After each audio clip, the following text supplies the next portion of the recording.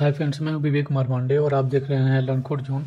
और इस सीरीज में हम लोग देख रहे हैं पोस्टग्रेस का ट्यूटोरियल। और इस वीडियो में हम लोग देखेंगे कि को रिलेटेड क्यूरी क्या होता है, या फिर इसको हम लोग बोलते हैं सिंक्रोनाइज सब क्यूरी। ठीक है। तो सब क्यूरी ऑलरेडी हम लोग जान चुके हैं कि सब क्यूरी क्या होता है। उसमें क्या होता है कि एक आउटर क्यूरी होता है और एक इनर क्यूरी होता है, राइट। तो सेम उसी तरह से इसमें को रिलेटेड क्यूरी में भी एक आउटर क्यूरी होगा और एक इनर क्यूरी होगा। लेकिन इसके नेम से पता चल रहा है को रिलेटेड क्यूरी, मतलब कि इसका किसी जो क्यूरी है, जो बात का जो क्यूरी है, इनर क्यूरी है, उसके साथ कोई रिलेशन होगा। रिलेशन मतलब कि ये क्या करेगा कि आपका जो आउटर क्यूरी है, ठीक है, उसके वैल्यू का ये यूज करेगा जो इनर क्यूरी है वो। तो इस तरह से हम लोग बोलते हैं इसको कोरिलेटेड क्यूरी। और ये इसमें जो सबसे बड़ा बेनिफिट ये है कि ये आपको रो बाय रो ये रन करता है। जब भी एग्जीक्यूट करेंगे आप क्यूरी को, तो ये रो बाय रो एग्जीक्यूट करेगा। ठीक है। अभी एक सिनेरियो इसका समझते हैं कि ये कैसे काम करेगा, किस केस में काम करेगा। ठीक है। जैसे सपोज मान लीजिए आपके पास एम्प्लॉई है और एक डिपार्टमेंट का टेबल है। अब इसमें आपको चाहिए कि जितने भी एम्प्लॉई हैं वो किसी डिपार्टमेंट से अगर बिलोंग करते हैं तो उनकी सारी इन्फॉर्मेशन ला के दे दो। इस केस में क्या होगा, एम्प्लॉय और डिपार्टमेंट, एम्प्लॉय के टेबल में आपका डिपार्टमेंट का आईडी होगा और एक डिपार्टमेंट का अलग टेबल होगा। ठीक है। तो ये क्या करेगा, ये सारे टेबल को एक एक बार चेक करेगा, एक एक रो बाय रो ये चेक करेगा और सारे एम्प्लॉय का डिटेल्स ला के दे देगा। इसका आप यूज आप ज्वाइन से भी कर सकते हैं, लेकिन ज्वाइन में एक प्रॉब्लम ये है कि ज्वाइन एक ही बार एग्जीक्यूट करता है। ठीक है। लेकिन यहाँ पे को रिलेटेड में क्या है कि आपका रो बाय रो ये चेक करेगा और आपको रिजल्ट देगा, जिससे क्या होगा कि ये काफ़ी फास्ट काम करेगा। लेकिन जो ज्वाइन है उस केस में वो थोड़ा सा स्लो करेगा। अगर आप छोटा डेटाबेस यूज करें तो वहाँ पे कोई ज़्यादा प्रॉब्लम नहीं होगा दोनों में, लेकिन अगर आप लार्ज डेटाबेस में यूज करेंगे तब आपको दोनों में ज़्यादा फर्क दिखाई देगा। ठीक है। आई होप कि आपको ये समझ में आया, और अगर नहीं समझ में आया तो इस एग्जांपल के साथ आप समझ सकते हैं। तो मैंने क्या किया है कि यहाँ पे मैंने दो टेबल क्रिएट किए हुए हैं और इसमें मैंने कुछ डमी डेटा भी डाला है। इसको मैं अपने वेबसाइट पे या फिर वीडियो के डिस्क्रिप्शन में मैं दे दूंगा। तो यहाँ पे डिपार्टमेंट मैंने बनाया है एक, और यहाँ पे मैंने कुछ डेटा इंसर्ट किया है। सेम चीज़ मैंने यहाँ पे एम्प्लॉय का एक डेटा है मेरे पास। दोनों टेबल को एक बार देख लेते हैं। तो ये है डिपार्टमेंट का टेबल, जिसमें डिपार्टमेंट आईडी है और डिपार्टमेंट का नेम है। सेम यहाँ पे एम्प्लॉय के लिए मैंने बनाया, जिसमें एम्प्लॉय का आईडी है, नेम है, डिपार्टमेंट है और सैलरी है। ठीक है। अभी मैं क्या चाहता हूँ यहाँ पे कि मैं एक सिनेरियो चाहता हूँ। ये सिनेरियो कुछ ऐसा चाहता हूँ कि मैं जितने भी जो मतलब जो एम्प्लॉय और डिपार्टमेंट का जो टेबल है उसमें से उस एम्प्लॉय का लिस्ट मैं लेना चाहता हूँ जिसका डिपार्टमेंट के स्पेसिफिक एवरेज सैलरी से उनका ज़्यादा सैलरी है। ठीक है। आपको ये क्वेश्चन समझ में आया, और नहीं समझ में आया तो मैं दोबारा बोलता हूँ कि मुझे उस सारे एम्प्लॉय का रिकॉर्ड चाहिए। मुझे उस सारे एम्प्लॉय का रिकॉर्ड चाहिए जिनका उनके जिस डिपार्टमेंट में वो हैं उस डिपार्टमेंट के एवरेज सैलरी से उनका सैलरी ज़्यादा है। ठीक है। एक बार और इसको देखते हैं। ये जो क्वेश्चन है, सपोज मान लीजिए एक एम्प्लॉय है, यहाँ पे सारे एम्प्लॉय किसी न किसी डिपार्टमेंट से बिलोंग कर रहे हैं, राइट। अभी जैसे मैं अगर एक डिपार्टमेंट का लूँ, तो जैसे ये वाला डिपार्टमेंट है एचआर। तो एचआर डिपार्टमेंट में जितने भी एचआर डिपार्टमेंट के एम्प्लॉय हैं, तो एचआर डिपार्टमेंट का एक एवरेज सैलरी में निकलेगा, और उस एवरेज सैलरी से जिस एम्प्लॉय का सैलरी ज़्यादा है उसका रिकॉर्ड मुझे फाइंड करना है। तो वैसे केस में हम लोग कैसे इसका यूज करेंगे, तो सबसे पहले हम लोग को क्या करना है कि सबसे पहले हम लोग को निकालना है यहाँ पे एवरेज सैलरी उस डिपार्टमेंट का। ठीक है। एक बार हम लोग डिपार्टमेंट का एवरेज सैलरी निकाल देंगे तो क्या हो जाएगा, इनर क्यूरी हो जाएगा, और आउटर क्यूरी में क्या हो जाएगा, एम्प्लॉय का डिटेल्स। तो क्या करेंगे कि सबसे पहले हम लोग क्या करेंगे, सारे एम्प्लॉय का रिकॉर्ड निकालेंगे और उस एम्प्लॉय का डिपार्टमेंट हम लोग ले लेंगे, और उस डिपार्टमेंट का एवरेज सैलरी हम लोग चेक कर लेंगे। अगर उसका ज़्यादा है तो फिर उसका रिकॉर्ड हम लोग यहाँ पे दिखा देंगे। तो यहाँ पे मैंने एक नया क्यूरी टूल यूज किया है। ठीक है। और मैं इसको क्लोज कर देता हूँ और एक नया मैं क्यूरी टूल यहाँ पे ओपन करता हूँ। ठीक है। यह एक फ्रेश क्यूरी टूल यहाँ पे हो गया। तो अब मुझे अगर इसका एवरेज सैलरी निकालना है तो सबसे पहले मैं क्या करूँगा, यहाँ पे सिलेक्ट क्लॉज का मैं यूज करूँगा यहाँ पे। तो सिलेक्ट और एवरेज निकालने के लिए आपको पता है कि कीवर्ड है AVG। Okay, AVG। ओके।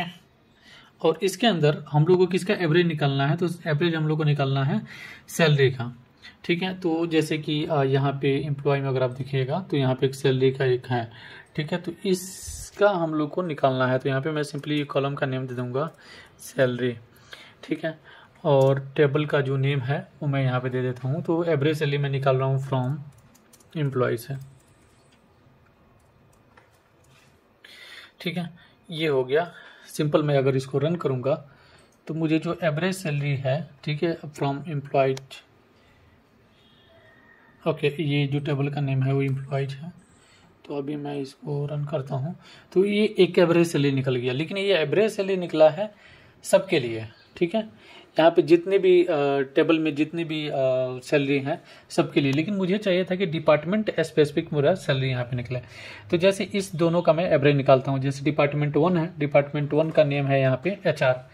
तो जो डिपार्टमेंट 1 मतलब HR का मुझे एवरेज सैलरी निकालना है, तो यहाँ पे जस्ट मैं क्या करूँगा, यहाँ पे मैं एक फेयर क्लॉज के साथ मैं दे दूंगा where department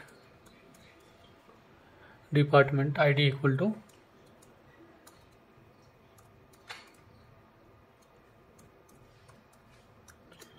ID equal to 1। ठीक है, अब मैं अगर इसका एवरेज निकालूंगा तो ये यहाँ पे मुझे एवरेज एक मिल गया।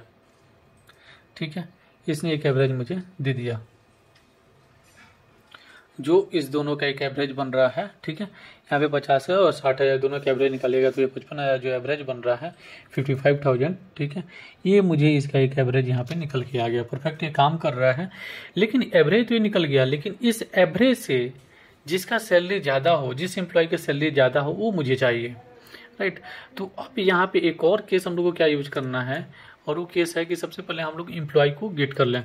तो एम्प्लॉय का डेटा गेट करने के लिए सिलेक्ट नेम, मुझे एम्प्लॉय का नेम चाहिए। ओके, उसके बाद से सैलरी और फिर मुझे चाहिए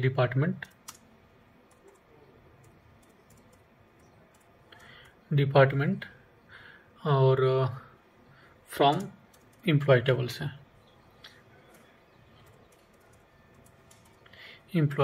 टेबल से मुझे ये चाहिए। अगर मैं इसको रन करूँगा तो मुझे सारे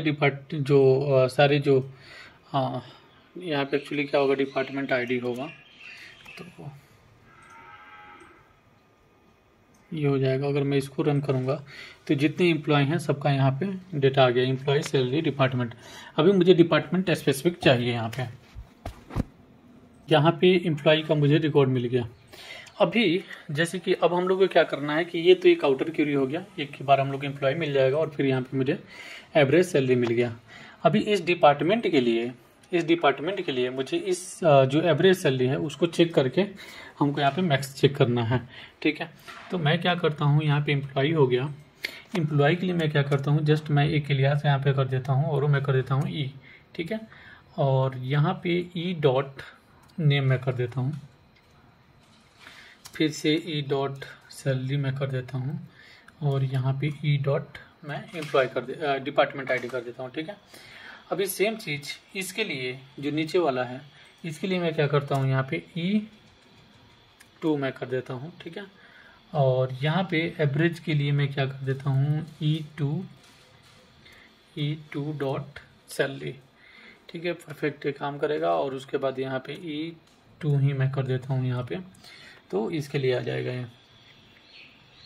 उसके बाद अब यहाँ पे हम लोग एक फेयर क्लॉज लगाते हैं, फेयर क्लॉज, और इसके बाद यहाँ पे मैं लिखता हूँ E डॉट सैलरी, और अगर ज़्यादा होता है किससे, तो ये एवरेज सैलरी। और आपको पता है कि सब क्वेरी कैसे लिखना होता है, तो यहाँ पे ब्रैकेट ओपन क्लोज करना है और यहाँ पे इसको मैं डाल दूंगा। ठीक है, तो ये बन गया हम लोग का सब क्वेरी। ठीक है, ये क्या बेसिकली चेक करेगा आप कि सेलेक्ट क्वेरी में ये जो पहले वाला क्वेरी है, सबसे फर्स्ट वाला आउटर क्वेरी, इसमें क्या चेक करेगा कि सारे एम्प्लॉय का रिकॉर्ड लेके आओ जिसका सैलरी ज़्यादा हो, और ये तो ऐसे भी एवरेज दे रहा है, मतलब इस एवरेज से अगर ज़्यादा हो तो इसका जो क्वेरी है, जो डेटा है वो लेके आ जाओ। ठीक है, लेकिन अभी भी ये एक सब क्वेरी, नॉर्मल एक सब क्वेरी हुआ है, लेकिन अभी भी हम लोग इसमें को रिलेटेड क्वेरी का यूज नहीं कर रहे हैं।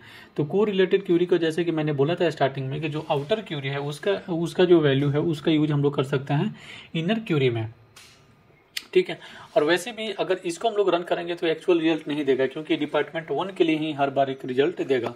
तो ऐसे केस में क्या करना है, यहाँ पे E डॉट डिपार्टमेंट 2, इसकी जगह पे मैं क्या करता हूँ, E dot department two equal to, और इसका जो डिपार्टमेंट है, ठीक है, E department dot I D, ठीक है, इसको मैं इक्वल कर देता हूँ, जिसका डिपार्टमेंट इसके डिपार्टमेंट से बराबर है।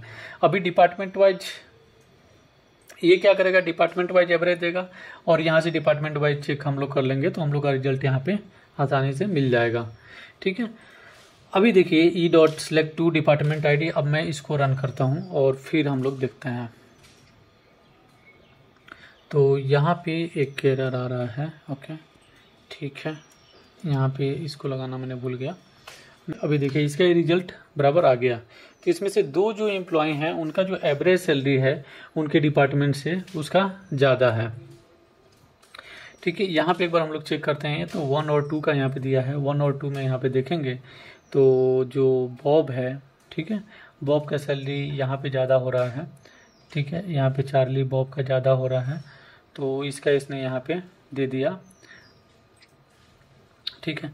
सिमिलर अगर इसका देखेंगे तो इसमें जो सैलरी है 60,000, जबकि इसका एवरेज हम लोग निकाले थे तो यहाँ पे 55,000 आया था, तो उसका यहाँ पे इसने रिजल्ट दे दिया है। तो आपने देखा यहाँ पे कि कैसे हम लोग यहाँ पे कोरिलेटेड का यूज कर सकते हैं, क्योंकि जो पहले आउटर है इसी का हम लोग यहाँ पे यूज कर रहे हैं। इक्विलर इसी तरह से एक और हम लोग यहाँ पे एग्जाम्पल लेते हैं। उस एग्जाम्पल में हम क्या करते हैं कि जैसे यहाँ पे एवरेज सैलरी हमने निकाला, उसी तरह से एक और रिपोर्ट सपोज आपको बनाना पड़ेगा। उस रिपोर्ट में ऐसे हो सकता है कि जैसे कि एक डिपार्टमेंट में जो जिसका हाई सैलरी है, सबसे ज़्यादा जिसका सैलरी है उसका डेटा लेके आओ, पूरा डेटा का जो है वो लेके आ जाओ। तो उस केस में क्या करना होगा, जस्ट यहाँ पे आपको ऑपरेटर चेंज करना है और यहाँ पे एवरेज की जगह पे एक कीवर्ड होता है मैक्स, तो वो लेके आ जाएगा, ठीक है। अभी ये डिपार्टमेंट वाइज जो आपका डेटा है वो ला के दे देगा। तो यहाँ पे देखिए जो बॉब का है वो सबसे हाई है डिपार्टमेंट 1 में। अगर हम लोग यहाँ पे चेक करते हैं तो डिपार्टमेंट 1 में जो 60,000 है, 50,000 और 60,000, तो 60,000 इसका है। और जो डिपार्टमेंट 2 है यहाँ पे 62,000 है, मतलब कि वो डेबिट है, तो यहाँ पे डेबिट का आ गया। और डिपार्टमेंट 3 में एक ही है, एक ही रिकॉर्ड है और उसका सैलरी इतना है, तो उसका रिकॉर्ड यहाँ पे लेके आ गया है। तो इस तरह से हम लोग कोरिलेटेड क्यूरी का यूज कर सकते हैं अपने प्रोजेक्ट में, और इस तरह से हम लोग जो आउटर और इनर क्यूरी के बीच में एक रिलेशन बना सकते हैं। तो आई होप कि आपको ये समझ में आया कि कैसे हम कोरिलेटेड क्यूरी का यूज कर सकते हैं पोस्टग्रेस में या फिर एसक्यूएल में, जहाँ भी आपको यूज करना है आप इसका यूज कर सकते हैं। Thanks for watching this video. अगर कोई भी प्रॉब्लम होता है इस वीडियो से रिलेटेड तो नीचे हमको कमेंट करके जरूर बताएं। मिलते हैं नेक्स्ट वीडियो में, टेक केयर, बाय।